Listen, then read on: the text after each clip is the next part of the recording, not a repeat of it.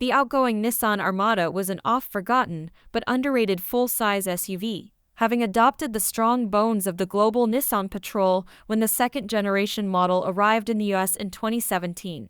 For the new third generation, Nissan is strengthening the connection between the 2025 Armada and the Patrol in an attempt to give the US nameplate a taste of the recognition and reputation that the Patrol has garnered in global markets over its long history.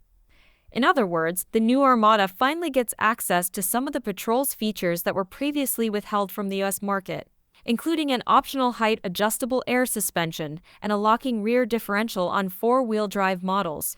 Nissan says it still sees key full-size SUV competitors as the Chevy Tahoe, Ford Expedition, and Toyota Sequoia, but it hopes that the Armada's fortified capabilities will give it additional appeal. The new Armada is slightly longer than the model it replaces, and Nissan claims additional cargo space behind both the second and third rows of seats in addition to a lower floor. It still offers either 7 or 8 passenger capacity depending on whether you choose the standard second-row bench or the optional captain's chairs. Its new look incorporates a chrome-heavy front end with C-shaped LED accent lights, while the rear end has a floating roof effect at the D-pillar and now has an LED light strip running the width of the tailgate. Like the related Infiniti QX80, the Armada ditches the 5.6-liter V8 in favor of a twin-turbo 3.5-liter V6.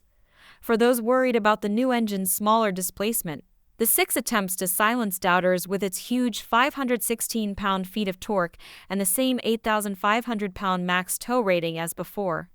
It has 425 horsepower, a competitive number for this segment, and uses a 9-speed automatic transmission. Rear-wheel drive is standard, with four-wheel drive optional. A Pro 4X trim level joins the lineup and comes standard with off-road goodies and a more rugged look. Nissan says its different front and rear bumpers give it better approach and departure angles, and it also has skid plates, Yokohama Geolandar all-terrain tires, and red-accented tow hooks.